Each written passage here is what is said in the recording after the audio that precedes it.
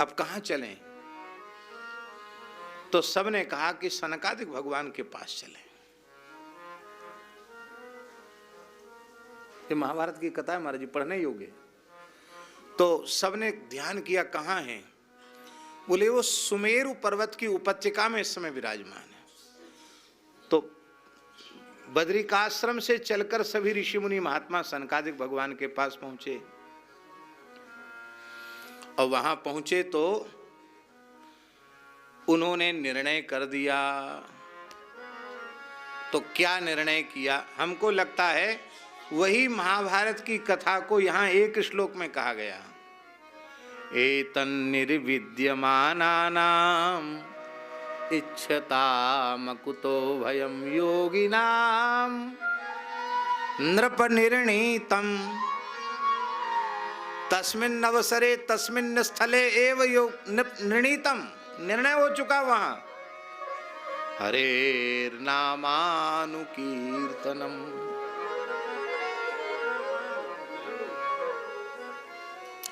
भगवान नाम संकीर्तन ही जीव के कल्याण का सबसे श्रेष्ठ, सबसे सरल, सबसे सुलभ और सबसे सहज साधन। हरेर नामानुकीर्तनम। नामानुकीर्तनम, नाम कीर्तनम, रूप कीर्तनम, लीला कीर्तनम, धाम कीर्तनम। नाम रूप लीला धाम का कीर्तन, और भक्तों के भी नाम रूप लीला धाम का कीर्तन। क्योंकि तस्मिन् तज्जने भेदा भावात्, भगवान के भक्तों के भी नाम रूप गुण लीला का कीर्तन और भगवान के नाम रूप गुण लीला का कीर्तन। देखो पहले 3 साधन बताए थे, कौन कौन? श्रवण, कीर्तन और स्मरण। 3 साधन बताए थे। अब कितना बताया? अब 1 बताया। यदि 3 में से किसी एक का निर्णय करना हो तो वो है कीर्तन। श्रवण का फल कीर्तन है और स्मरण का फल भी कीर्तन है। अंगी कीर्तन है। श्रवण और स्मरण ये दोनों उसके अंग हैं। आप 3 घंटे 4 घंटे सुने और सुनने के बाद फिर आप संसार की चर्चा करने में लग गए तो आपने सुना नहीं। आपका श्रवण तब माना जाएगा जब श्रवण के बाद ऐसे लबालब भगवान के चरित्र भीतर भर जाएं कि आप जब बोलें तो आपके मुख से कथा ही निकले, भगवान का नाम ही निकले, भगवान की चर्चा ही निकले। यही स्मरण का फल है, यही कीर्तन का फल है। हा हा हा। हे राजन, खट्वांग नाम के राजा को 2 घड़ी में ही भगवान नाम स्मरण करके सद्गति की प्राप्ति हो गई। तुम्हारे पास तो बहुत अवसर है, तुम क्यों चिंता करते हो? इस प्रकार से उन्हें आश्वासन दिया और कहा कि देखो, मृत्यु के समय आने पर मनुष्य को घबराना नहीं चाहिए। वैराग्य रूपी खड्ग से शरीर में, संसार में जो ममता का बंधन है उसको काट डालना चाहिए। गृहात् प्रव्रजितः, घर छोड़ के चला जाए, किसी पवित्र तीर्थ में स्नान करे, एकांत में बैठ करके भगवान नाम का अभ्यास करे। धीरे धीरे धीरे धीरे धीरे धीरे जब चित्त एकदम शांत हो जाए तब भगवान के मंगलमय स्वरूप का ध्यान करे। चरणों से लेकर मुखारविंद तक, मुखारविंद से लेकर चरणों तक। और कहते हैं पदम तत्परमं विष्णोर मनो यत्र प्रसीदति। भगवान का वही परम पद है जिसको प्राप्त करके मन आनंद से लबालब भर जाए। और यह है परम पद, भगवान का मंगलमय ध्यान, यही परम पद है। इससे बढ़कर कोई परम पद नहीं है। क्योंकि भगवान के मंगलमय नाम के स्मरण से और भगवान के मधुराति मधुर स्वरूप के ध्यान से रजोगुण और तमोगुण की निवृत्ति होती है। रजोगुण तमोगुण जब मिटते हैं तब सात्विकता प्राप्त होती है। माया की परिधि वाला जो सत्व गुण है वो भी नीचे रह जाता है, तब विशुद्ध भगवत प्रेम का उदय होता है।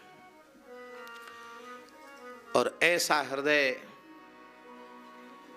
प्रेमानंद से भर जाता है, भगवदानंद से भर जाता है। आहा, उसको कितना सुख होता है इसका वर्णन नहीं किया जा सकता है।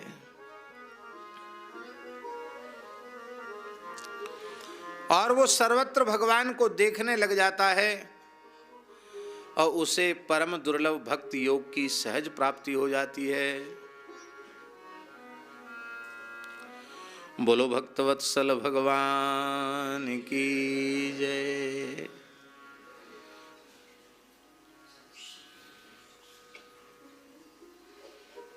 ए राजन, ध्यान के लिए आवश्यक है कि सबसे पहले आसन को जीत ले।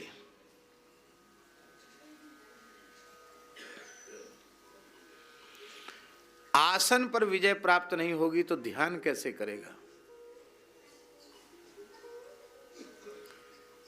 देहानुसंधान से ऊपर उठना है, उसके लिए आसन जीतना आवश्यक है। जितासनो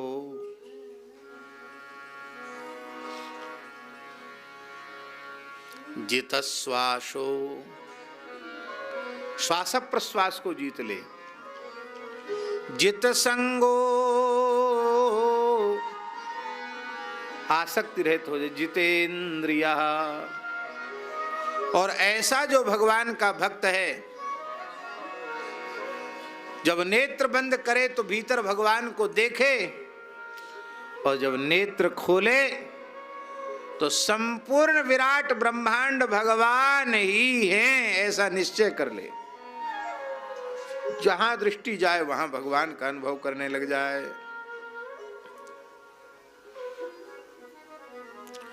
एक सच्ची घटना सुनाएं आपको। मर्यादा के कारण हम नाम नहीं ले रहे हैं। एक महापुरुष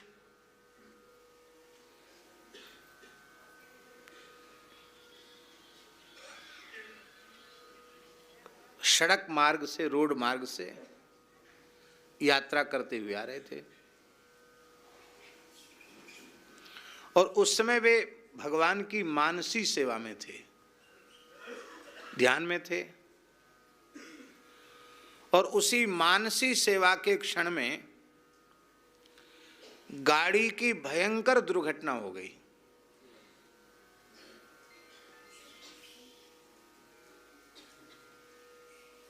भयंकर खड़े हुए लोडेड ट्रक से, जो ट्रक सामान कई टन जिसमें वजन लदा था, 18-20 पहिए वाला बड़ा ट्रक जो होता है, उससे गाड़ी टकराई। उस गाड़ी को देखकर कोई ये नहीं कह सकता कि इसमें बैठने वाला कोई व्यक्ति जीवित रहेगा। और वो गाड़ी टकराई,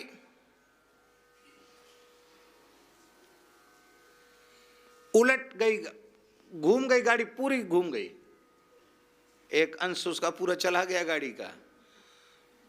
और गाड़ी जैसे पूर्व पश्चिम चल रही थी, वो सीधे पूर्व चले, सीधे पश्चिम हो गई मुड़ के।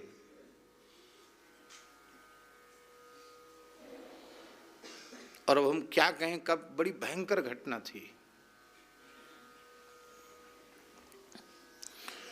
और उन महापुरुष का ध्यान नहीं खुला। आप सोच सकते हैं, आगे की सीट पर बैठे हुए महापुरुष, दुर्घटना घट गई, गाड़ी चकनाचूर हो गई, कांच फांच तो टूट ही गए, आगे का पूरा भाग मिट गया, किनारे किनारे सब मिट गई गाड़ी। और तमाम भीड़ इकट्ठी हो गई, हल्ला गुल्ला मचने लग गया, पुलिस आ गई, और वो अपने ध्यान में ही थे।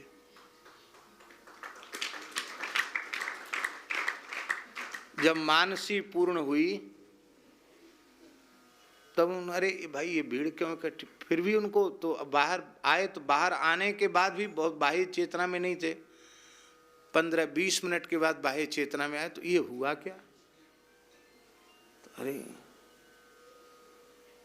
अब वो गाड़ी में फंस गए थे, उनको निकाला गया गाड़ी से, फंसी हुई गाड़ी से, क्योंकि इधर का भाग ऐसे दबा तो ऐसे हो गए, लेकिन फिर भी उनको पता नहीं चला। उसको ठोक ठाक कर तोड़ करके गेट को उनको निकाला गया।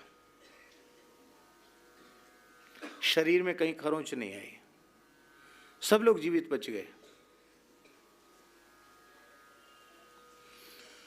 तो अब आज कोई भी व्यक्ति विश्वास तो कर नहीं सकता कि ऐसा इतना जोर का धक्का लगे, गाड़ी पूर्व पश्चिम से उत्तर दक्षिण हो जाए और पता न चले, ये कैसे संभव है?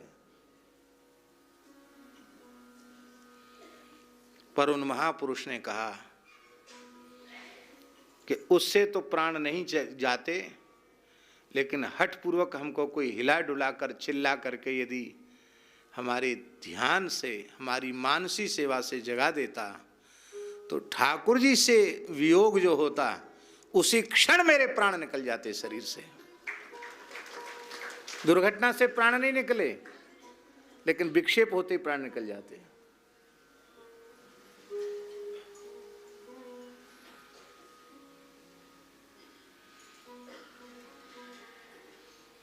और दूसरी गाड़ी में, वो दो गाड़ी तो चलने योग्य नहीं रहेगी, दूसरी गाड़ी में गए जहां भी जाना था।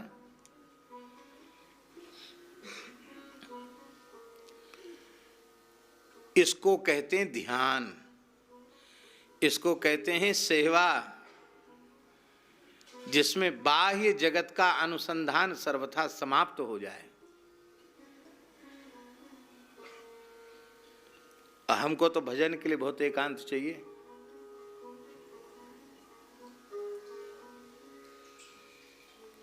ऐसे ऐसे इतिहास हैं, युद्ध के मैदान में, युद्ध के लिए राजा घोड़े पर बैठे हैं और वहीं मानसी सेवा का समय हो गया, तो वहीं सेवा शुरू हो गई और घोड़ा बिचक गया। तो ठाकुर जी को कढ़ी का भोग धरा रहे थे, थाल हिल गया, कढ़ी उलट गई, घोड़े की जीन कढ़ी से सन गई। भैया युद्ध के मैदान में कढ़ी कहाँ से आई? अरे बोले ठाकुर जी का राजभोग का थाल उलट गया, उसकी कढ़ी गिर गई, दाल गिर गई। राजा ने कहा कि अब आप भजन ही करें। ये मानसी सेवा, इसको कहते हैं ध्यान।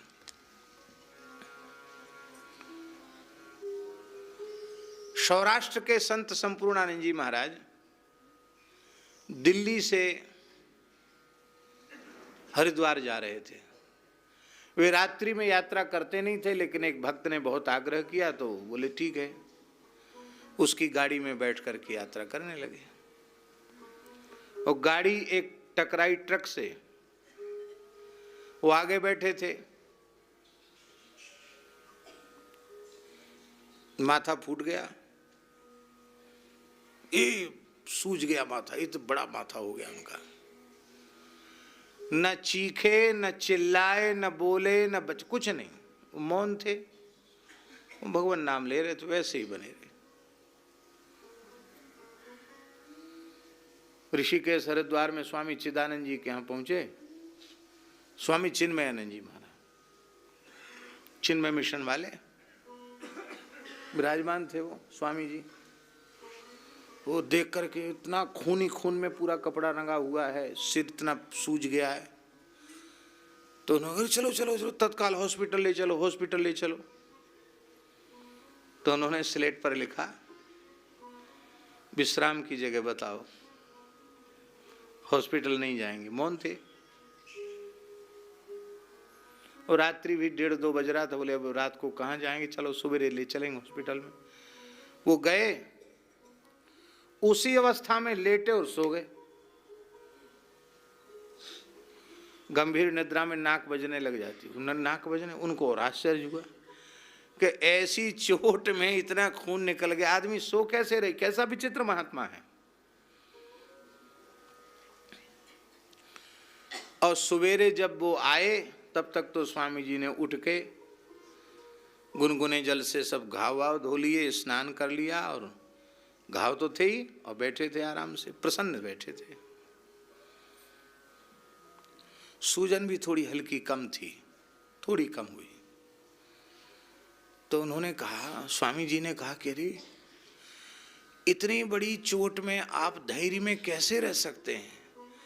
हमारी बुद्धि काम नहीं कर रही है, हम तो सोच के परेशान हैं कि ऐसा हुआ और आपके चित्त पर कोई प्रभाव नहीं। उन्होंने स्लेट पर लिखा, संपूर्णानंद जी ने, मैं शरीर नहीं आत्मा हूं, इस विषय पर आप प्रवचन करते हैं, मैं अनुभव करता हूं। क्या कहा? मैं शरीर नहीं आत्मा हूं, इस विषय पर आप व्याख्यान देते हैं, प्रवचन करते हैं, और मैं उसको जीता हूं। इसलिए शरीर को चोट लग गई, इससे मेरा क्या लेना देना? वो हॉस्पिटल नहीं गए, ऐसी दूध फिटकरी, सौंठ, हल्दी, यही सब लेकर धीरे धीरे 5-7 दिन में अपने आप ठीक हो गए, कोई काम प्रभावित नहीं हुआ।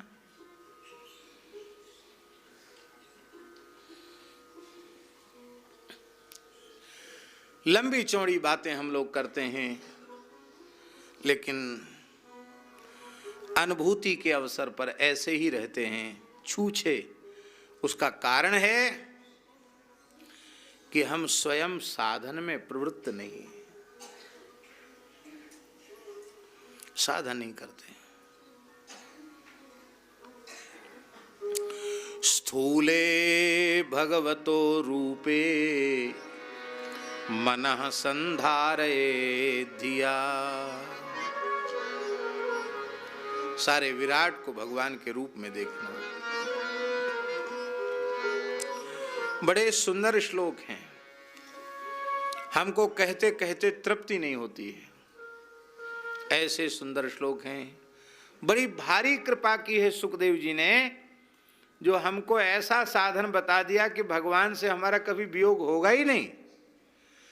आंख मूंदें तो भगवान भीतर दिखेंगे, और आंख खोलेंगे तो जो कुछ दिख रहा वो सब भगवान ही है। भगवान से भिन्न न जीव है, न भगवान से भिन्न प्रकृति है, सब कुछ भगवान है।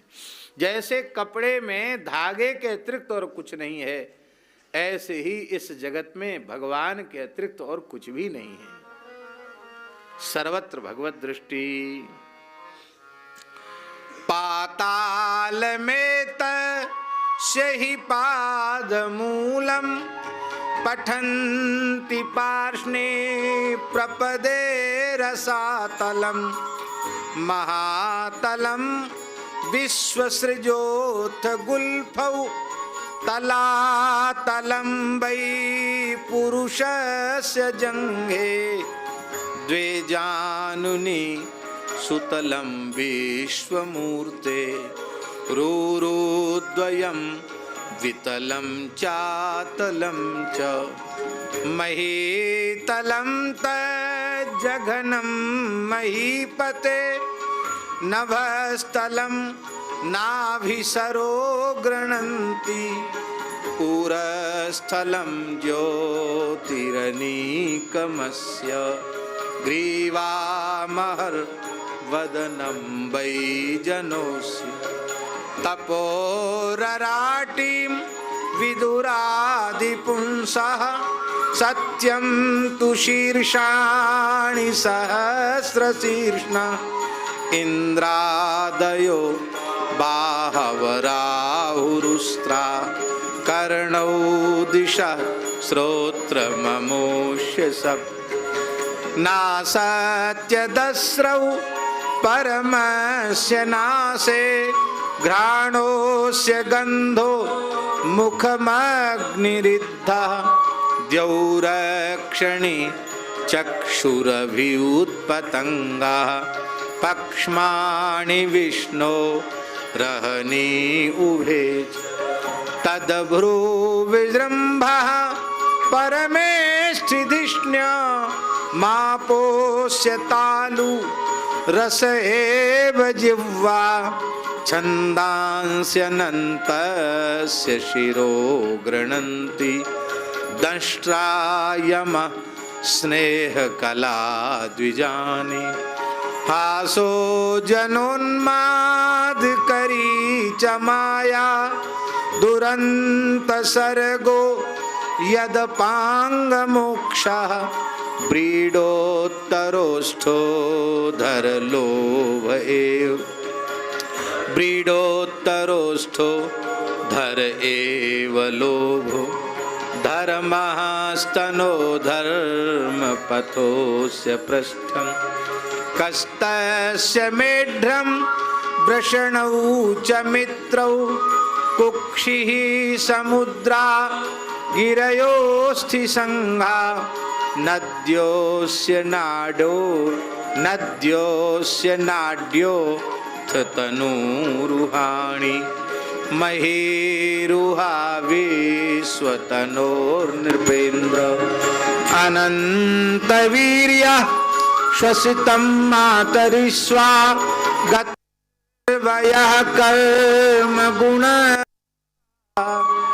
ईशस्य केशान् विदुरम्बुवाहन् वासस्तु सन्ध्यां कुरुवर्य भूम्ना अव्यक्तमाहुर्हृदयं मनश्च सचन्द्रमा सर्वविकारकोशः विज्ञानशक्तिं महिमा मनन्ति सर्वात्मनोऽन्तः करणं गिरित्रम् अश्वाश्वतर्युष्ट्रगजानखानि सर्वे मृगा पशवक्षोणिदेशे सर्वे मृगा पशवस्रोणिदेशे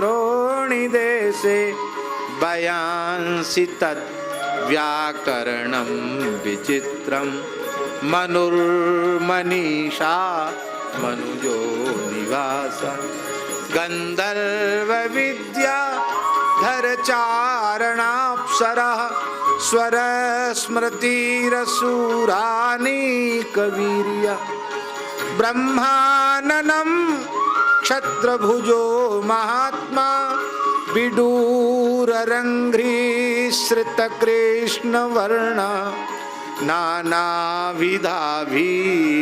गणोपपन्नो द्रव्यात्मकः कर्मवितानयो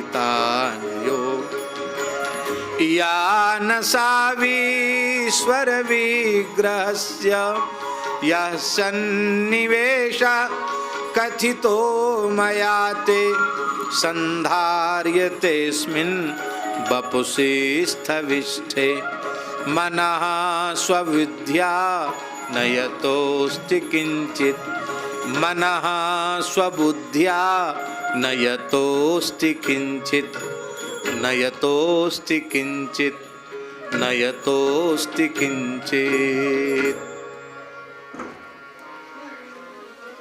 ये है पाताल से लेके ब्रह्मलोक तक सब कुछ भगवान में देखना। ग्रह नक्षत्र तारे नद नदी पर्वत समुद्र वृक्ष स्वेदज अंडज उद्भिद जरायुज सब प्रकार की सृष्टि को भगवान में ही देखना। भगवान से भिन्न देखेंगे तो क्या होगा।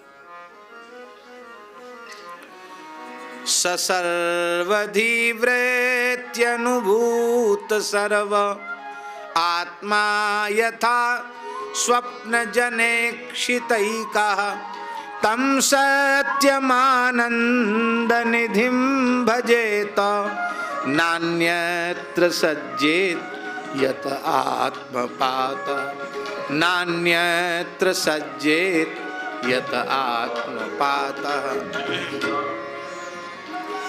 भगवान के अलावा कुछ भी है ऐसा मान कर जहां आपकी चित्तवृत्ति जाएगी वहीं आपका पतन हो जाएगा। यही आत्मपात है। इसलिए उपनिषद में लिखा है जिस वस्तु को, जिस पदार्थ को साधक भगवान से भिन्न देखता है, वही पदार्थ, उसमें स्थित परमात्मा उसके पराभव का शाप उसे दे देता है। सब में भगवान को देखो, सब में भगवान है और भगवान में सब है। यही संपूर्ण ज्ञान है, यही संपूर्ण भक्ति है, यही सब कुछ है, यही सिद्धांत है। सब में भगवान को देखो।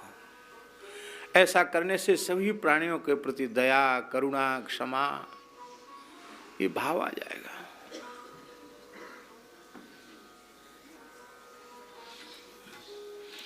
महाराज जी के लकड़ी की अलमारी थी, उसमें लकड़ी का फाटक लगा था, वो दीवार में जैसी अलमारी होती है, उसमें सब सामान रहता था उनका। तो कोई शहद या कोई ऐसी मीठी चीज होगी जिसके लिए चींटी उसकी गंध से जा रही थी, छोटी वाली लाल लाल चींटी। तो उन्होंने पूरी सड़क बना रखी थी। महाराज जी का आसन, आसन से तकिया, तकिया से फिर ऐसे चढ़ के फिर अलमारी में। महाराज जी बाहर से आए तो हमने कहा महाराज जी, महाराज जी इसमें चींटियां लग रही हैं। महाराज जी बोले हमको दिखाई पड़ रहा है। बैठ गए। तो हमने कहा इनको झाड़ देते। नहीं नहीं नहीं नहीं, नहीं। अरे राम राम राम, कितनी बढ़िया सड़क बनाई है इन्होंने, यहां से लेके वहां तक की, वाह कैसी पंक्तिबद्ध होकर चल रही है ये। तो अलमारी में कुछ नुकसान, क्या नुकसान होगा, कोई खाने पीने की चीज होगी, उसकी सुगंध इनको मिली है, उसके लिए ये वहां जा रही हैं। देखो इनके आनंद में बाधक मत बनो, इनको छेड़ो मत। छेड़ने से इधर उधर बेचारी भटक जाएंगी, उनकी लाइन टूट जाएगी तो कितना कष्ट होगा उनको। इनको जाने दो, इनकी सड़क रोको मत, मार्ग मत रोको इनका। और जब इनकी खुराक पूरी हो जाएगी अपने आप बंद हो जाएंगी। तो हमने कहा महाराज ये कोई पता है कि कब तक ये आना जाना बंद करेंगे? पूरी रात गई तो वो कोई बात नहीं, हम इधर थोड़ा 2 हाथ नीचे खिसक के सो जाएंगे। अब आप लोगों को पता है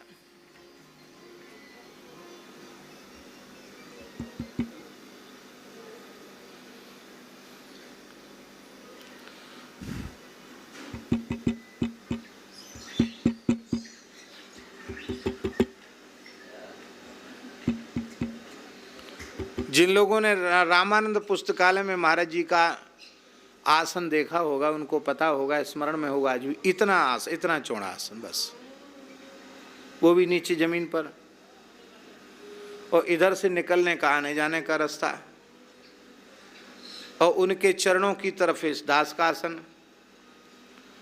और वो आसन की जगह भी, जहाँ हमारा भी आसन था, वो जगह ऐसी थी, शास्त्री जी को तो खूब पता है, वो लंबी नहीं थी, चौड़ी चौड़ी थी। चौड़ी तो 3 फुट थी, चौड़ी तो 3 फुट थी, पर लंबी भी उससे कम थी। लंबी शायद 2.5 फुट ही होगी, चौड़ी तो 3 फुट थी वो। आप पैर फैलाओ और वहां से रास्ता है, तो फाटक कोई खोलेगा तो धड़ाम से पैर में जाके टकराएगा फाटक। इतनी चौड़ी जगह थी, इतनी बड़ी, बस आराम से आप आसन लगा के बैठ सकते, लेट नहीं सकते। पर गुरुदेव भगवान की कृपा से दास का उस जगह में 14 वर्ष तक आसन लगा रहा।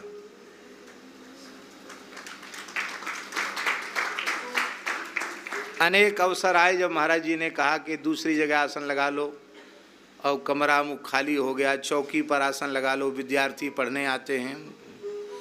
आपको कोई परेशानी तो नहीं? बोले हमें कोई परेशानी नहीं, तो बस मेरी प्रार्थना है इस दास को यहीं पड़ा रहने दो।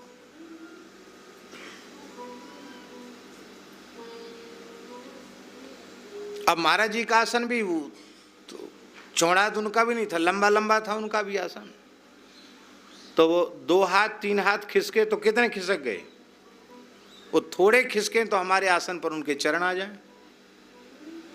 तो महाराज जी थोड़े खिसके, चरण ऐसे करके रात्रि को विश्राम किया। पूरी रात चींटियों की लाइन लगी रही। महाराज जी ने चींटियों को नहीं हटाया, स्वयं हट गए।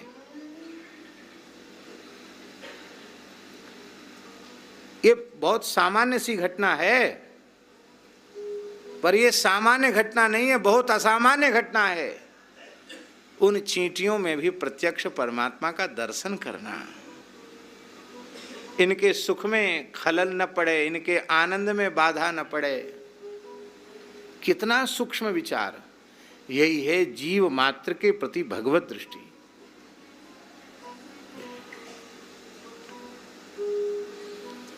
चलो, ये तो चेतन जीव। अचेतन पदार्थों के प्रति भी उनकी भगवत दृष्टि थी।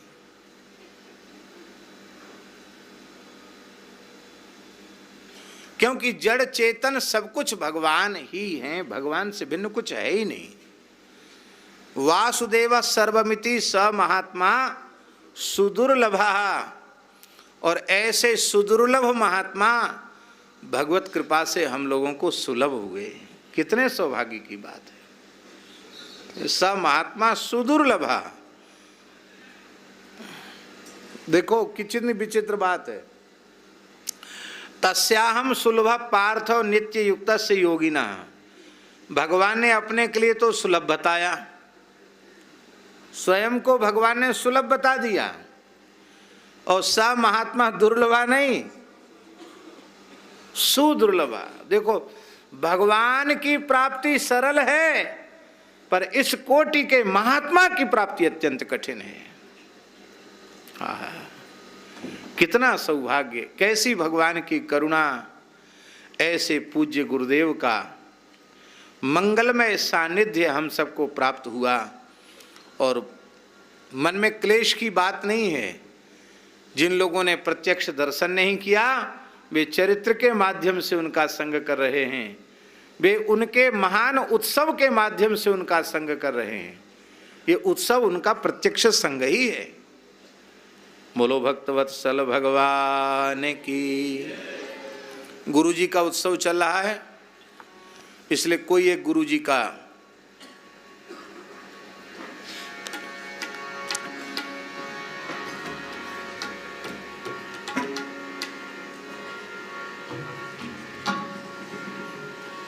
जय जय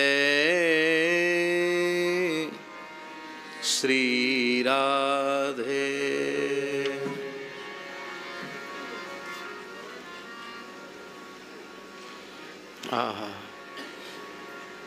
दरियाव जी महाराज का एक पद है, गुरु महिमा संत महिमा का पद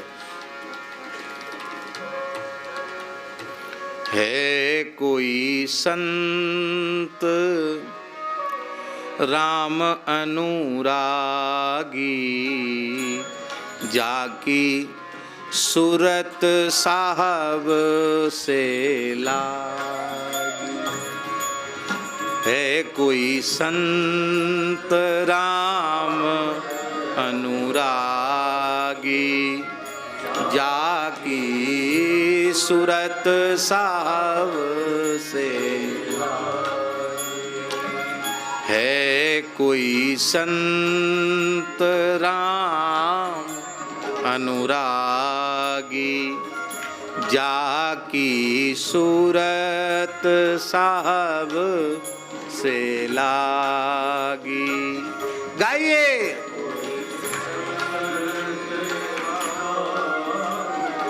रागी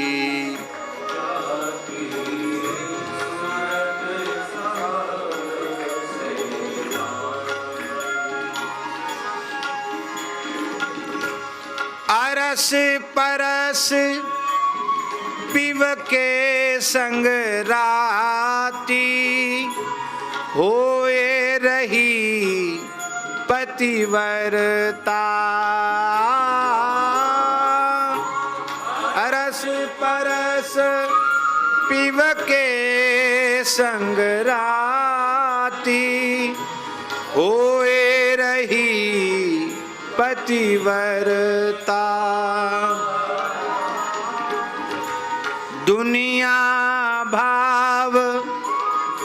कछु नहीं समूझे।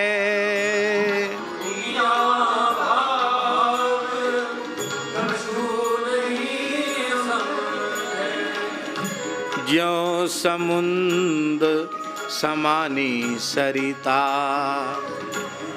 ज्यों समुद्र समानी सरिता।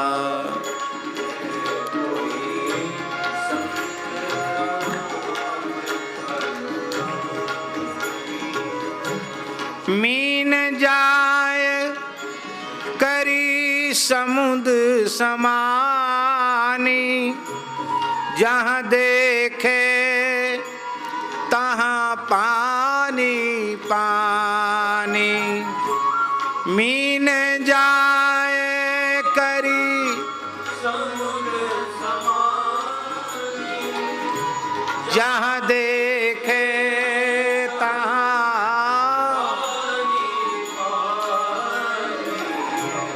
जहाँ देखे तहाँ पानी पानी, जहाँ देखे तहाँ पानी। है कोई संत राम अनुरागी, जाकी सूरत साहब से लागी। है कोई संत राम अनुरागी,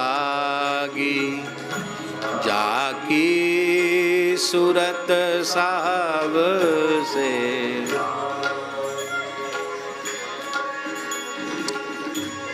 काल कीरी का जाल न पहुँचे, निर्भय ठोर लुभानी। काल कीर का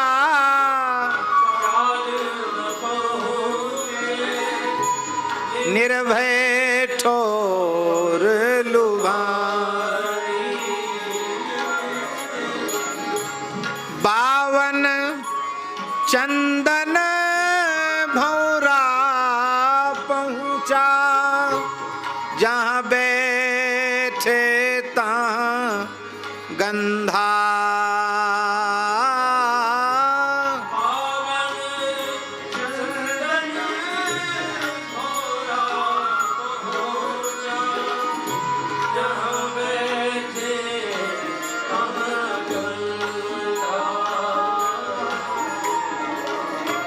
जहाँ बैठे तहाँ गंधा।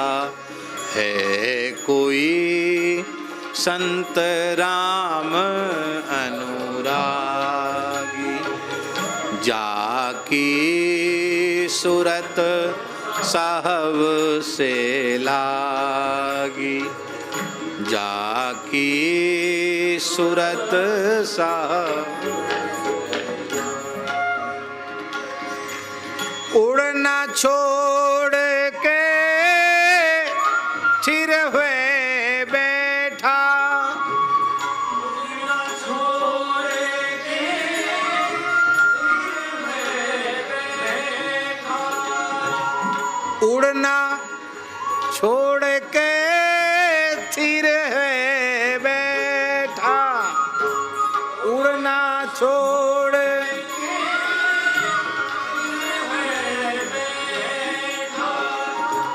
निस दिन करत आनंदा। निस दिन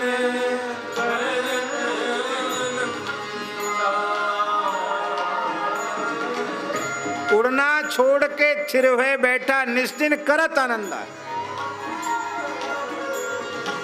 आनंद लूटना है तो हाथ पैर तोड़ के एक जगह बैठ जाओ। हाथ पैर तोड़ने का मतलब ये नहीं कि किसी पत्थर से हाथ पैर तोड़ लेना।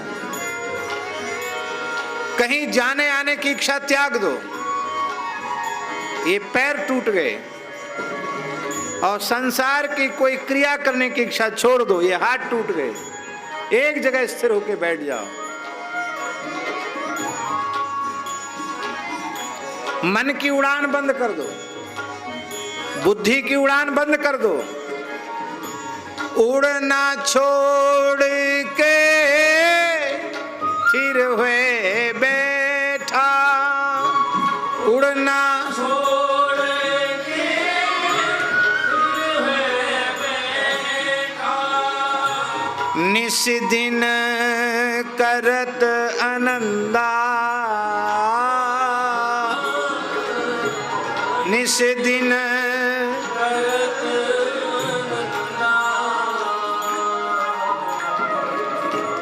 जन दरिया इक राम भजन कर, जन दरिया इक राम भजन, भरम वासना कोई,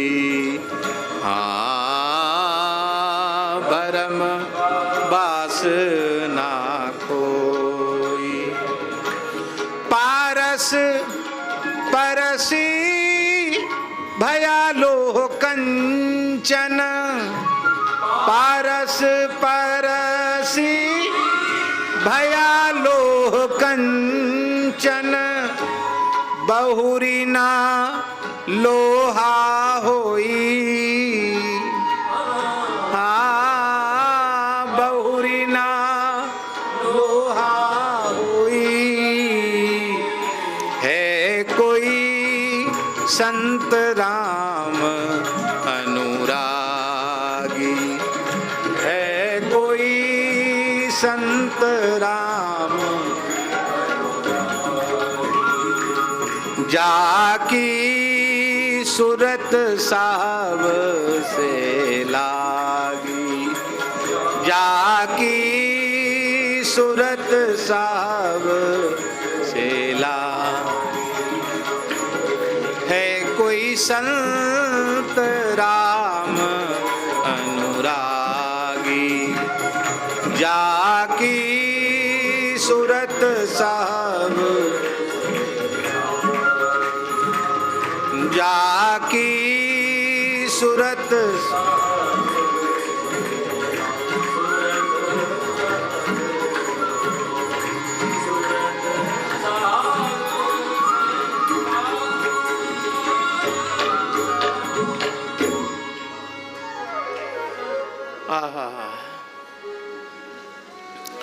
भगवान की जो अखंड स्मृति है, अविचल अक्षुण्ण स्मृति है, उसमें बाधक क्या है?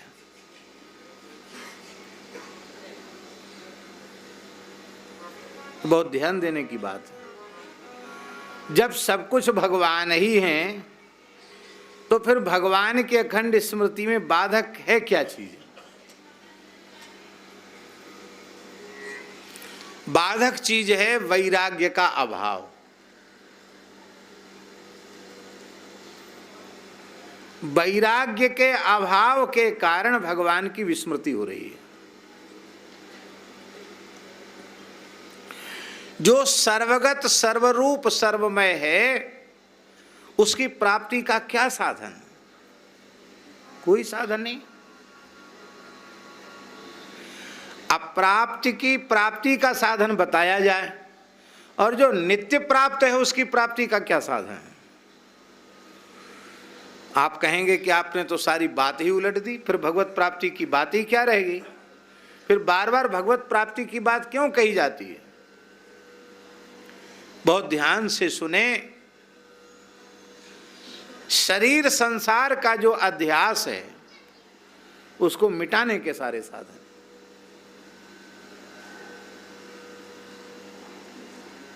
वो ज्ञान से हो जाए, भगवान की भक्ति से हो जाए, प्रेम जैसे हो जाए, जिसको जिस पद्धति से हो जाए।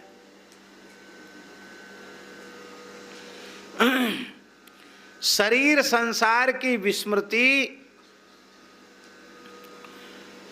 जब तक इनके प्रति राग की निवृत्ति नहीं होगी तब तक नहीं होगी, और इनके प्रति राग की निवृत्ति बिना वैराग्य के संभव। वैराग्य बहुत जरूरी है।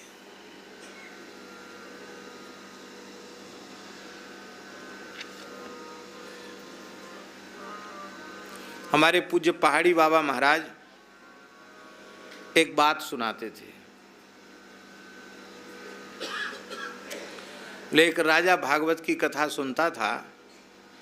एक बार राजा का माथा ठनका। बोले परीक्षित जी का 7 ही दिन में मोक्ष हो गया।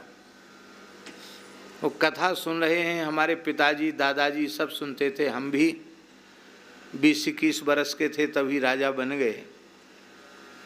अब 70 वर्ष के हो गए हैं, हमको भी 50 साल हो गए कथा, हम तो मुक्त भय नहीं। जब मुक्त ही नहीं भय तो काहे को भागवत सुनते हैं। पुरखा भी ऐसे ही थे और हम भी ऐसे ही निकले, क्यों नहीं मुक्त हुए। माथा ठनका राजा का तो राजा ने सब पंडितों को बुलाया।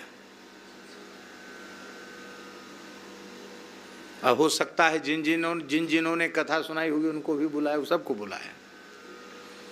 बोले भाई आप लोगों ने हमको कथा सुनाई? वहाँ सुनाई। तो परीक्षित जी 7 ही दिन में मुक्त हो गए थे, हम क्यों मुक्त नहीं हुए?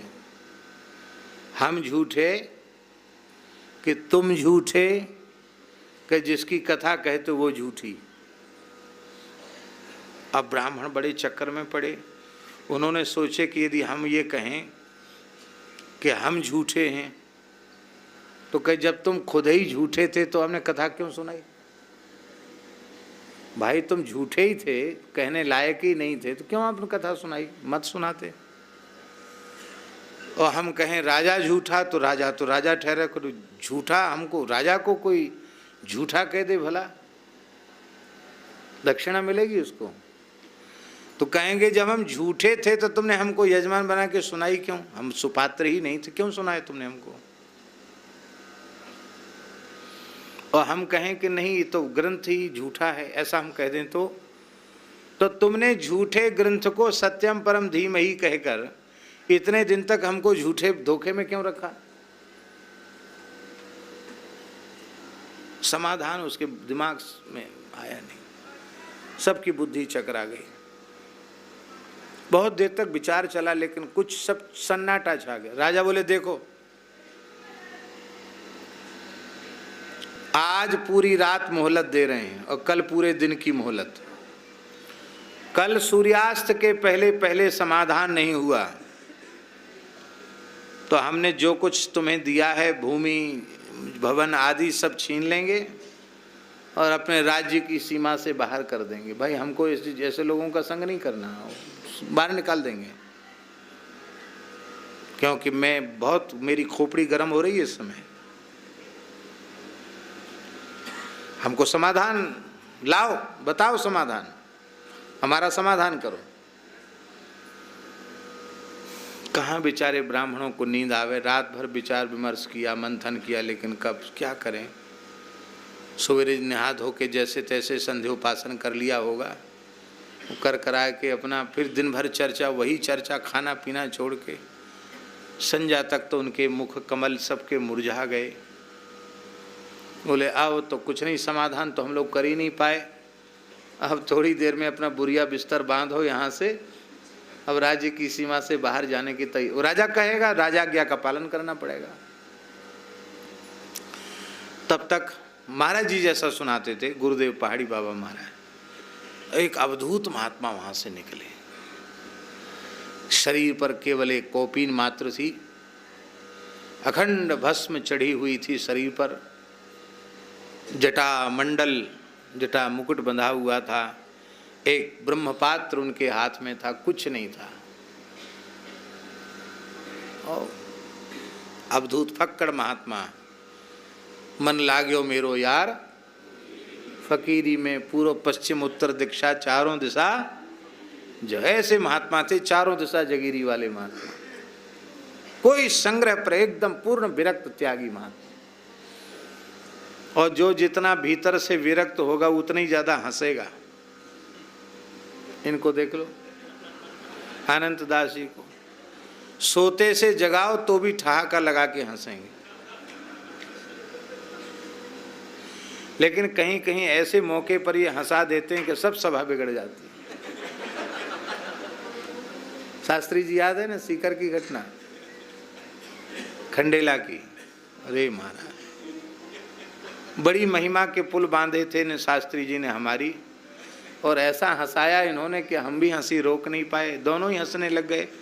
सब सोचे बाबा जी आए, इतनी महिमा सुनाई, हंसते ही हंसे ही चले जा रहे हैं। कैसे महात्मा है वो। महात्मा ऐसी प्रसन्न थे, एकदम मस्ती में थे अपने। तो ब्राह्मणों को देखकर बड़ी जोर से, अरे भाई क्यों सब मुंह लटका के बैठो, क्या बात हो गई? आज एकादशी तो है नहीं, हैं? क्यों ऐसे मुंह लटका के बैठे हो? अरे महाराज आप तो फक्कड़ महात्मा हैं, आपके आगे पीछे कोई नहीं है रोने वाला। हम लोग बड़े परेशान हैं। क्या परेशानी है? सारी बात बताई। अरे इतनी सी बात, अभी तो सूर्यास्त में समय बकाया है, राजा से पूछ के आओ कि कोई दूसरा समाधान करे तो उसे स्वीकार होगा कि आप लोगों से ही समाधान चाहिए उसको। महाराज पूछ के आते हैं। एक ब्राह्मण गया, बोले महाराज मान लो हम समाधान न कर सकें, किसी से करवा दें तो आपको अरे बोले हमें तो समाधान चाहिए, चाहे तुम करो चाहे किसी से करवाओ। तो बोले एक हमारे गुरुजी तो नहीं थे, लेकिन जिससे स्वार्थ की सिद्धि हो वही गुरु है।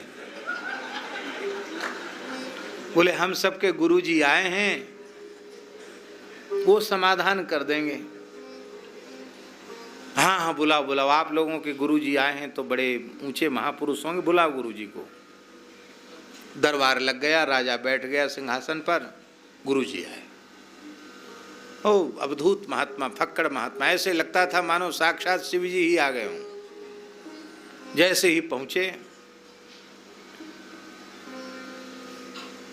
राजा ने कहा आप समाधान करने आए? बोला हाँ राजन मैं समाधान करने आया, लेकिन मैं समाधान तो अवश्य करूंगा, किंतु मैं आपकी सभा में समाधान करने के लिए कोई भी क्रिया करूं तो ना आप ना आपका कोई परिकर उसके बीच में विरोध नहीं करेगा, निषेध नहीं करेगा। हमारी शर्त मंजूर हो तो हम समाधान करें। हाँ हाँ बिल्कुल नहीं, आप समाधान के लिए आप जो कुछ करोगे उसमें कोई आपको रोकेगा टोकेगा नहीं।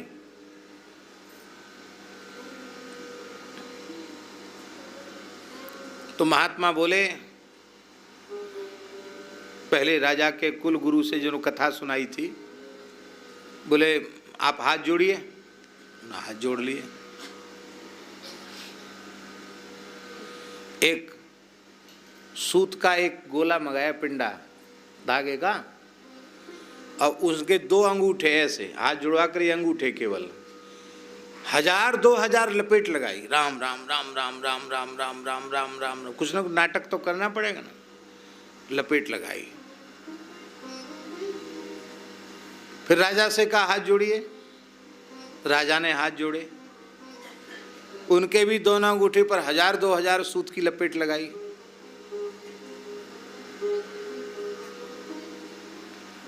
अब सब आश्चर्य कर रहे थे कि क्या नाटक कर रहा है बाबा जी। व्यास जी के भी हाथ बांध दिए, पूरे हाथ नहीं, खाली अंगूठा, और राजा के भी पूरे हाथ नहीं, खाली अंगूठा।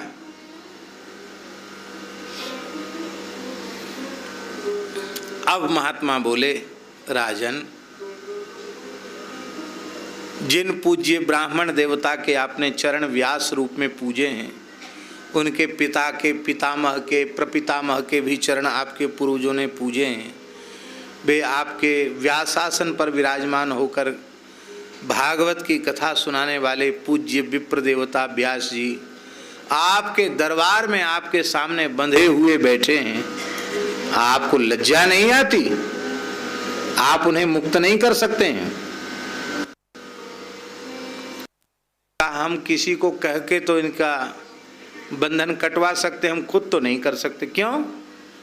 अरे क्यों कहें महाराज, आपने हमको खुद ही बांध दिया, हम कैसे मुक्त करें?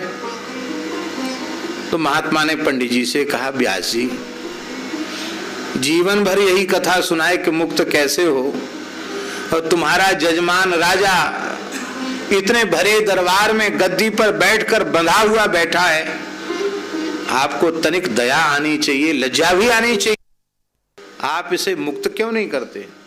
महाराज पहले मुझे तो खोलिए, मैं मुक्त हो जाऊंगा तब मुक्त कर सकूंगा, मैं स्वयं ही मुक्त नहीं हुआ तो इन्हें मुक्त कैसे कर सकूंगा?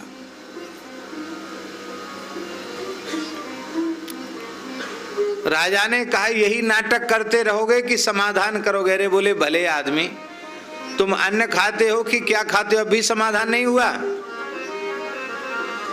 तुम राज्य के भोगों से, राज्य की आसक्ति से, राज्य के बंधन से बंधे हुए हो, और ये परिवार की आसक्ति से बंधे हुए हैं, भोगों की, विषयों की आसक्ति से बंधे हुए हैं। तो दोनों ही बंधन में पड़े हैं, तो कौन किसको खोलेगा? मुक्त पुरुष होना चाहिए। शुकदेव जी मुक्त थे, इसलिए उन्होंने बंधन से मुक्त किया, और परीक्षित भी राज्य की, भोगों की आसक्ति के बंधन से मुक्त थे। विमुक्तश्च विमुच्यते, क्या? विमुक्तश्च विमुच्यते। संपूर्णानंद जी कहते थे 100% मुक्ति है, 50% कथा सुनने से हो जाएगी, पर 50% मुक्ति तो तुमको स्वयं करनी पड़ेगी, और इस 50% मुक्ति का नाम है वैराग्य। बड़ा अद्भुत है भैया, वैराग्य बहुत जरूरी है जीवन में। वैराग्य केवल किसी वेशभूषा का नाम नहीं है, वैराग्य अंतःकरण की एक वृत्ति विशेष है, जिस वृत्ति विशेष में शरीर संसार के प्रति राग का सर्वथा अभाव है, उस वृत्ति का नाम है वैराग्य। और वो वृत्ति क्या है? सत्यां क्षितौ किम कशिपो प्रयासैर् बाहुवौ स्वसिद्धे युपवर्हणैः किम सत्यंजलौ किम पुरुधान पात्र्या दिग्वल्कलादौ सति किम दुकूलै चिराणि किम पथि न सन्ति दिशन्ति भिक्षां नैवाङ्घ्रिपा परिभृता सरितोऽप्यशुष्यन् रुद्धा गुहा किमजितो वतिनोपसन्नान् कस्माद् भजन्ति कवयो धन दुर्मदान्धान् कस्माद् भजन्ति कवयो धन दुर्मदान्धान्। हाँ, क्या बढ़िया। भगवान की बनाई हुई पृथ्वी हमें उपलब्ध है, तो बहुत विस्तर बटोरने की क्या आवश्यकता है? गद्दा तकिया तोशक की क्या आवश्यकता है? पहले छोटे बनते थे आसन, अब बहुत बड़े बड़े आसन बनते। 7x7 के, 6x6 के बेड बनते हैं। चाहे जैसे सो जाओ, चाहे उल्टे ऐसे आड़े सो जाओ, चाहे तिरछे सो जाओ, और 2-4 आदमी भी सो सकते हैं जरूरत पड़े तो, ऐसे बड़े बड़े आसन। पर इतने बड़े आसन भी तो सीमित हैं कि नहीं? और धरती पे सो, कितने बाई कितने का बेड है ये नहीं। सवै भूमि गोपाल की यामें अटक कहाँ।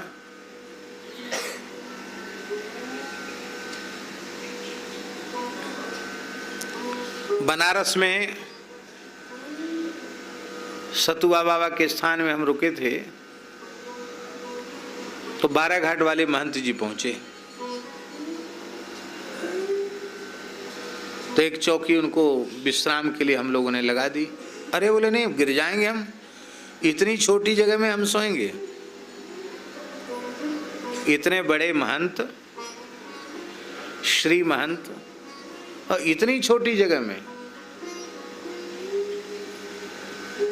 महाराज जी तो स्वयं ही छोटे से, नाटे से, पर वो विनोदी हैं, स्वभाव के बहुत विनोदी हैं।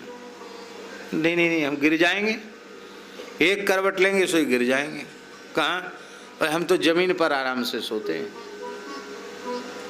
सोते सोते चाहे जाऊं उलट के चले जाओ, कोई बाधा नहीं। महाराज वो जमीन पे ही सोए। महात्माओं की मस्ती।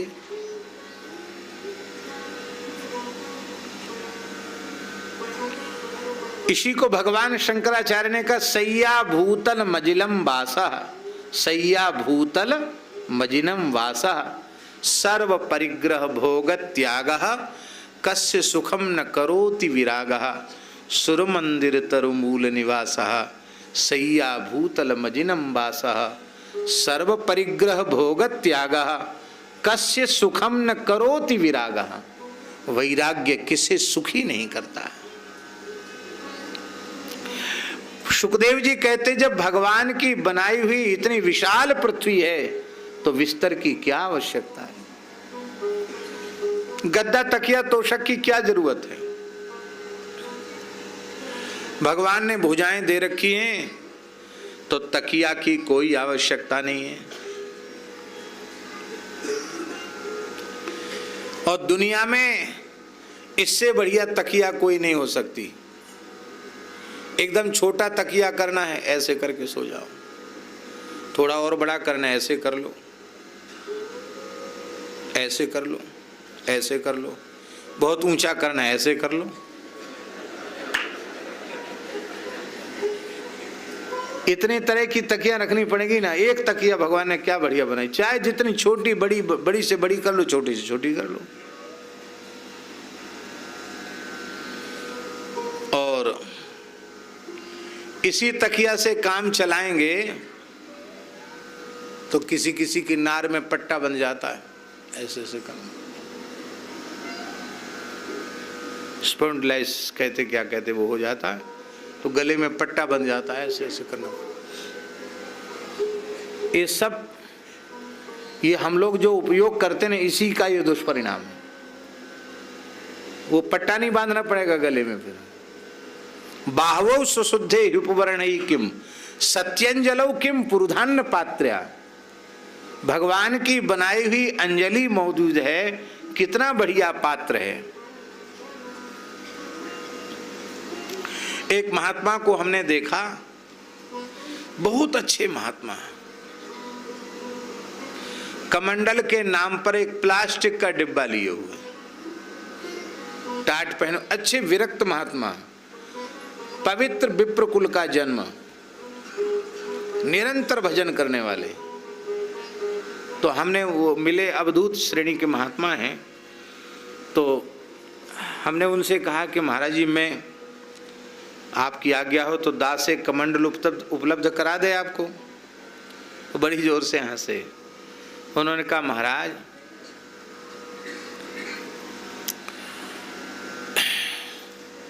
ऐसी किसी ने कमंडल दिया था, वो किसी को जरूरत पड़ी उठा के ले गया, माने चोरी हो गया। और फिर स्टील का डिब्बा आया, वो भी चोरी चला गया। कोई ले गया, जिसको जरूरत पड़ी ले गया। हमारे कोई ऐसी खुले में रहते हैं। एक एल्युमिनियम का डिब्बा ले गया, वो भी लोगों ने, जो भी चला गया। एक त्यागी महात्मा थे, उन्होंने तूमी का पात्र दिया, ब्रह्म कमंडल दिया, वो भी दर्शनीय था, वो भी कोई ले गया। भाई जल पात्र तो जरूरी है, और कोई ले जाता तो मैं देख भी लूं तो मैं मना करता नहीं। ले गया तो ले गया, अपना क्या ही क्या है जो ले जाए। पात्र तो चाहिए व्यवहार के लिए। तो देखा ना, प्लास्टिक की बोतल आती ना बिस्लरी वाली 5 लीटर वाली, ऐसी तनी लगी हुई, उसमें ऐसी सूतली लगी हुई थी, उसी को लिए थे पानी, थोड़ा पानी था उसमें भरे हुए थे। तो बोले जब से ये पात्र हमने रखा है बहुत सुखी है।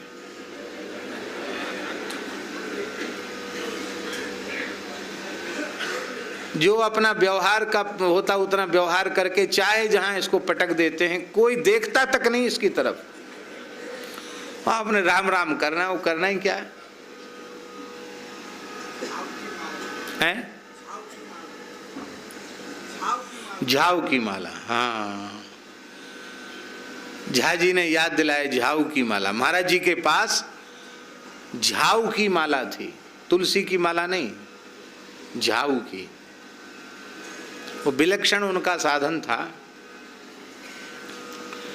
एक गोपीनाथ बाजार का बनिया, वो एक मसालदानी दे गया। मसालदानी टूटी भाई, वो भी ऊपर का ढक्कन नहीं था उसका, घर में कचड़े में पड़ी थी, पुरानी थी।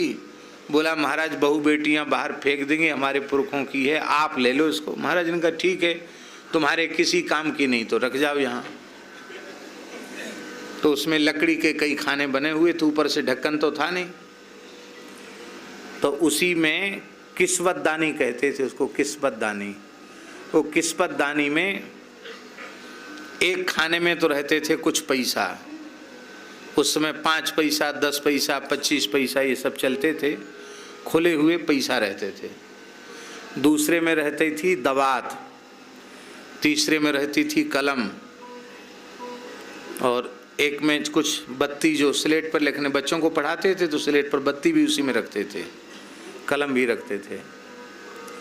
और एक में रहती थी गोपी चंदन, एक में एक श्री की डिब्बी रहती थी, और एक में रहती थी झाऊ की माला। झाऊ तो जानते ना, झाऊ, झाऊ का वृक्ष होता है, झाऊ की नकली माला तुलसी की, जो झाऊ की माला असली तुलसी के नाम से बेच देते हैं, वो माला रहती थी। सवेरे 4 बजे महाराज जी उठकर स्नान करके रसोई में लग जाते थे, रसोई बनाने में, और 7:30-8 बजे तक 10-12 विद्यार्थी और 20-25 महात्मा इनको 8 बजे तक पवा देते थे। नाम तो उसका होता था बाल भोग, पर वो बाल भोग कहाँ, भात मिल जाए, दाल मिल जाए, 2 रोटी मिल जाए तो बाल भोग कहाँ रहा। वो तो एक प्रकार से बढ़िया आधार हो गया, नाम उसका बाल भोग ही रहता था। वो बना के पवाते थे, और इसके बाद फिर पहले तो उठ करके स्नान करके जल का तिलक करके और सूर्यार्घ दे के जो कुछ नियम करते हो तुलसी के पास 5-7 मिनट का, इसके बाद फिर इस सेवा में लग जाते थे। और फिर आते, फिर तुलसी में जल चढ़ाते और फिर बैठ जाते आसन पर, तो तिलक करते। तिलक करने के बाद फिर वही किस्वत दानी से माला उठाते, और ये नहीं कि कौन सा मंत्र जप रहे हैं, जो उनके मन में उस समय आ जाए। गोविंद गोविंद गोविंद गोविंद गोविंद गोविंद गोविंद गोविंद गोविंद गोविंद, ये जपते। कभी कभी कहते मुकुंद कृष्ण मुकुंद कृष्ण मुकुंद कृष्ण बोल के जपते, और नारायण नारायण नारायण नारायण, कभी राधा राधा, कभी जपते राधा पुनातु राधा पुनातु राधा पुनातु, ये जपते कभी। ये बिल्कुल भेद ही नहीं था कि कौन सा मंत्र जप रहे हैं। आश्चर्य की बात, कभी कभी जपते राम नाम सत्य है, गोपाल नाम सत्य है, राम नाम, ये जपते कभी कभी। और इसी बीच में कोई विद्यार्थी पढ़ने आ गया तो माला सुमेरु तक नहीं पहुंची, उसके पहले ही माला ऐसे लगाए, वहीं खाने में रख दिया, खोलो पुस्तक पढ़ाओ, पढ़ो, पढ़ाना शुरू कर दिया। वेद पढ़ाना शुरू कर दिया, व्याकरण पढ़ाना शुरू कर दिया, भागवत जी पढ़ाना शुरू कर दिया, जो पढ़ने आओ, संध्या पढ़ाना शुरू कर दिया। कोई महात्मा महाराज पत्र लिख दो, उसका पत्र लिखने लग गए। कोई भक्तमाल लेने आए, महाराज भक्तमाल दे दो, तो उस भक्तमाल की बाइंडिंग करके उसको उस क्रिया में लग जाते। महाराज जी से कहा कि महाराज जी ये झाऊ की माला आप क्यों रखते हैं? तुलसी की माला बढ़िया रखें, जप के लिए तो अच्छा है। तो बोले तुलसी की माला तो महात्मा बना बना के देते हैं, पर कोई देख लेता कहता बहुत अच्छी है, तो हम कहते आपको अच्छी लगे तो आप ले जाओ। तो वो हाँ महाराज आपकी प्रसादी मिल जाए तब क्या कहना, लोग ले जाते हैं। जब से ये झाऊ की माला आई है सबकी नजर पड़ती है इस पर, कोई नहीं लेता, कोई छूता नहीं, एकदम साधारण माला है। तो और फिर तुमको झाऊ की दिख रही है, तुम्हें पता नहीं है ये वृंदावन का झाऊ है। क्या कहा? ये वृंदावन का झाऊ है। वृंदावन का झाऊ भी तुलसी है, क्योंकि यहाँ के सभी वृक्ष तुलसी के समान ही हैं, अतिशय पवित्र है। ये वृंदावन का झाऊ है। ऐसी उनकी पवित्र भावना। कम से कम में निर्वाह कैसे हो सकता है, उसका महाराज जी प्रतीक थे। तो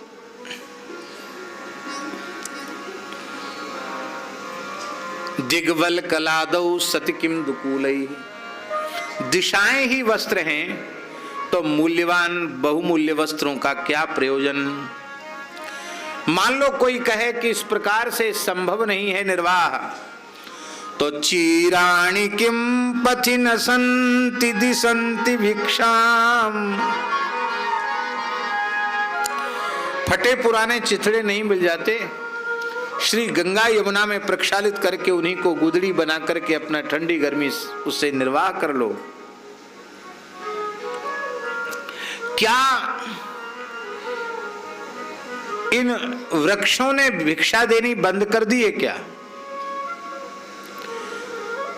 क्या नदियों का जल सूख गया है क्या? सरतोप्य शुष्यन कहां रहेंगे? बोले रुद्धा गुहा, क्या गुफाओं के द्वार बंद हो गए हैं? बोले हां, गुफाओं के द्वार भी बंद हो गए, परित्यक्त वस्त्र भी नहीं मिलते, वृक्षों ने भी भिक्षा देनी बंद कर दी है, नदियों के जल भी सूख गए हैं, गुफाओं के द्वार भी बंद हो गए। बोले सब बंद हो गए? बोले हाँ सब बंद हो गया। तो किम उपसन्नान अजितः न अवति, क्या शरणागतों की रक्षा का व्रत भगवान ने छोड़ दिया है क्या? क्या ये प्रतिज्ञा त्याग दी है कि मैं शरणागतों की रक्षा करूंगा? अरे भगवान ने तो शरणागतों की रक्षा की प्रतिज्ञा की है। सकृत एव प्रपन्नाय तवास्मीति च याचते अभयम सर्वभूतेभ्यो ददाम्ये तद्व्रतम मम, भगवान ने प्रतिज्ञा की है। फिर कस्मात् भजन्ति कवयो धन दुर्मदान्धान, फिर धन के मद में जो मत वाले हो रहे हैं, ऐसे धनी मानी पुरुषों की गुलामी ये विद्वान पुरुष क्यों करते हैं? वैराग्य के अभाव के कारण करते हैं। एक फक्कड़ महात्मा गए राजा के दरबार में, तो राजा ने कहा ऊपर बैठ जाओ। बोले हमारी राजी ऊपर बैठे नीचे बैठे, क्या ऊपर क्या नीचे हमारी समझ में नहीं आता। अरे तुम 5 हाथ ऊपर बैठे हो तो भी तो धरती पर ही टिके हो, धरती पर ही है, उसमें क्या ऊपर क्या नीचे, सब एक एक है। राजा बोला अच्छा विचित्र महात्मा, जहां बैठ नहीं नीचे बैठ गया। और राजा की तरफ ही पांव पसार लिए, दोनों टांग फैला दी राजा की तरफ। राजा समझा कि असभ्य है, इसको सभ्यता बिल्कुल नहीं है। राजा ने कहा बाबा पांव पसारे कब से? महात्मा बोले हाथ सिकोड़े जब से। पांव पसारे कब से? बोले हाथ सिकोड़े जब से।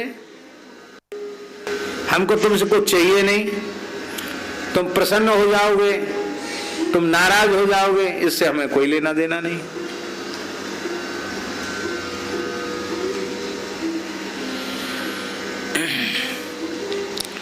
तब तक उन महात्मा की गुदड़ी में से एक पिल्ला निकल पड़ा। वो कुई कुई कुई कुई करके महल में घूमना। अरे अरे महात्मा क्या कर रहे हो, कैसे महात्मा हो? अस्पृश्य प्राणी है, इसको तुम कांख में दवाई डोलते हो, कैसे महात्मा हो? महात्मा बोले, पंच ज्ञानेन्द्रिय पंच कर्मेंद्रिय हमारे शरीर में, पंच ज्ञानेन्द्रिय पंच कर्मेंद्रिय तुम्हारे शरीर में, पंच ज्ञानेन्द्रिय पंच कर्मेंद्रिय इस पिल्ले के शरीर में। मन बुद्धि चित्त अहंकार तुम्हारा भी, इसका भी और हमारा भी, सबका एक जैसा। पृथ्वी जल तेज वायु आकाश के संघात से शरीर बना, उसकी प्रक्रिया एक जैसी है।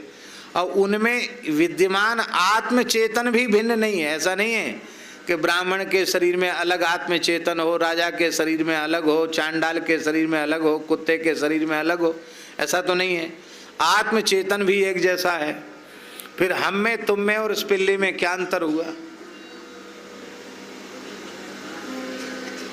राजा बोले, विचित्र महात्मा है भाई, तो इसको लिए क्यों घूम रहे हो? बोले, लिए क्या, अपने घूम रहे थे, ठंड का समय था, ये किसी नाली में पड़ा था, बहुत करुण क्रंदन कर रहा था, दया आ गई, इसको उठाया, थोड़ा साफ पानी से धो लिया, और तो कोई साधन नहीं तो कांख में दबा लिया, गुदड़ी से लपेट लिया कि थोड़ी गर्मी आ जाए इसको गर्मी आ गई तो इसकी जान में जान आई। अब गर्मी आ गई तो अपने मांगे खाए, घूमे फिरे, अपने को क्या लेना देना। छोड़ दिया तो महल में क्यों छोड़ दिया? अरे वो महल और जंगल में क्या भेद है?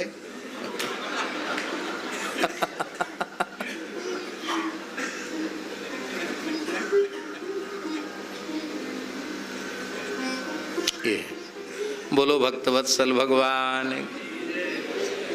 फक्कड़ों के विलक्षण विलक्षण चरित्र हैं, एक से एक बढ़कर, क्या कहना। यही है, इसी को जीवन मुक्तावस्था कहते हैं, इसी को जीवन मुक्ति कहते हैं, और कोई अलग से कोई जीवन मुक्ति थोड़ी है, यही है।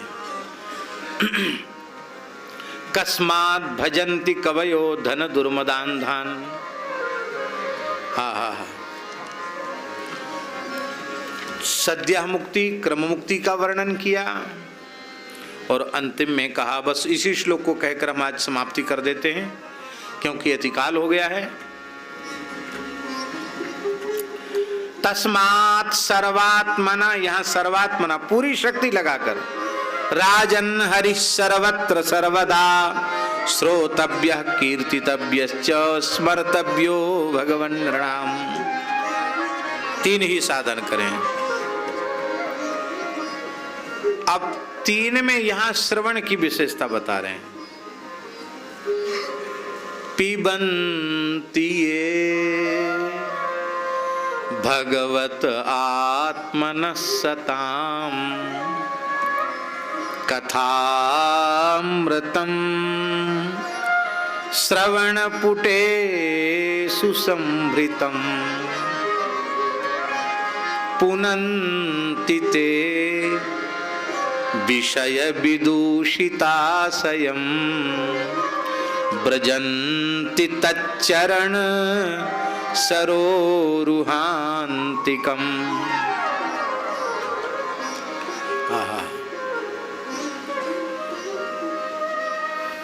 जो साधु पुरुषों की वाणी से निसृत भगवान की मधुराति मधुर मंगलमयी कथाओं को अपने इन कानों के पुटकों में दोनों में भर भर कर पीते हैं, वो विषय से विदूषित अपने चित्त को सर्वथा पवित्र कर लेते हैं, विशुद्ध बना लेते हैं, और उनके विशुद्ध चित्त में ज्ञान का, वैराग्य का, भक्ति का उदय हो जाता है।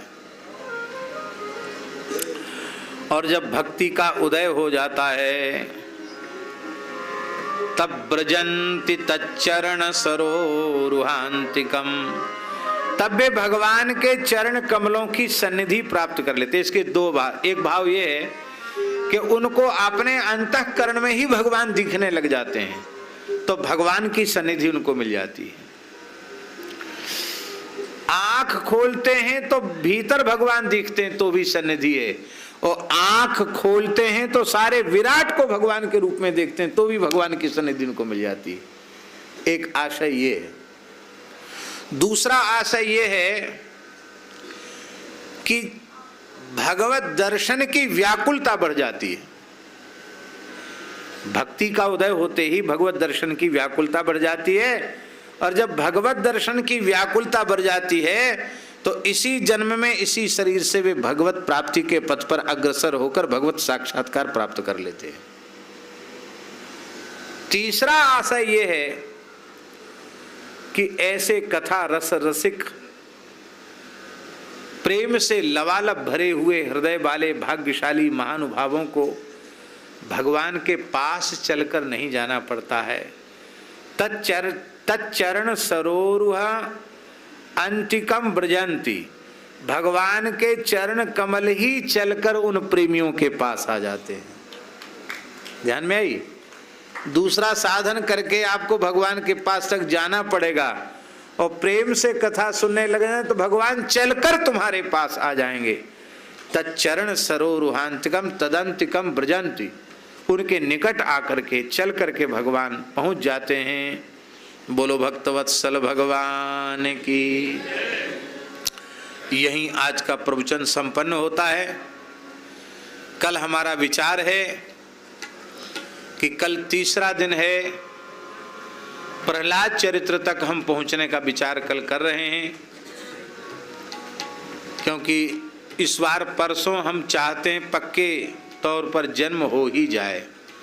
चतुर्थे कृष्ण जन्मनि, तो हम प्रयास यही करेंगे कि चतुर्थ दिवस में कृष्ण जन्म हो और फिर कुछ ब्रज लीला को कहने का भी सौभाग्य मिले।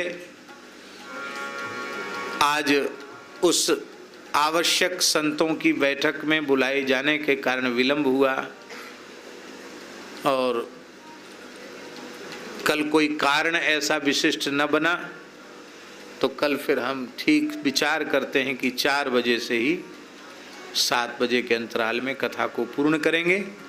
जय जय श्री राधे। भजो राधे कृष्णा राधे कृष्णा राधे गोविंद, भजो राधे कृष्णा राधे कृष्णा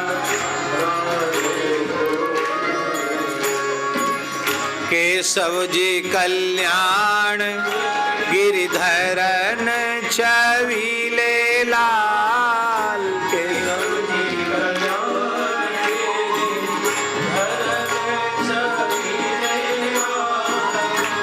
मदन मोहन श्री वृंदावन चंद्र, हरे मदन मोहन भजो राधे कृष्णा राधे कृष्णा राधे, भजो राधे कृष्णा राधे कृष्णा।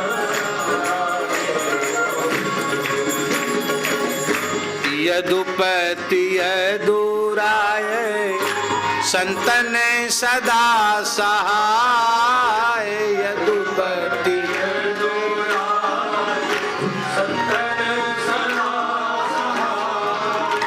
यदुपति यदुराय संतन सदा सहाय, यदुपति यदुराय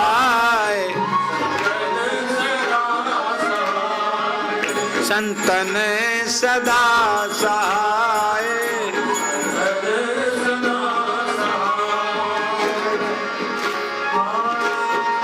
यही गुण गावे स्वामी,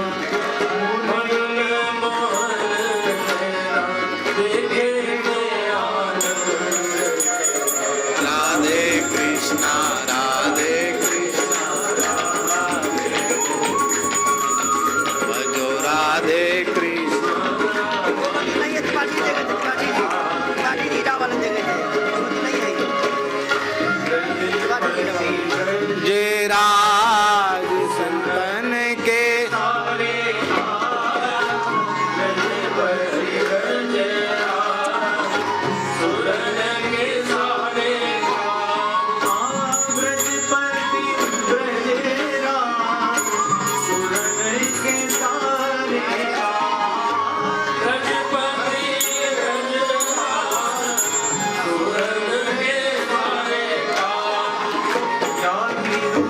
गावे स्वामी परमा,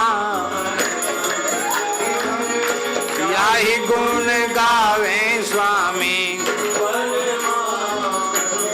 भजो राधे कृष्णा राधे कृष्णा राधे गोविंद, भजो राधे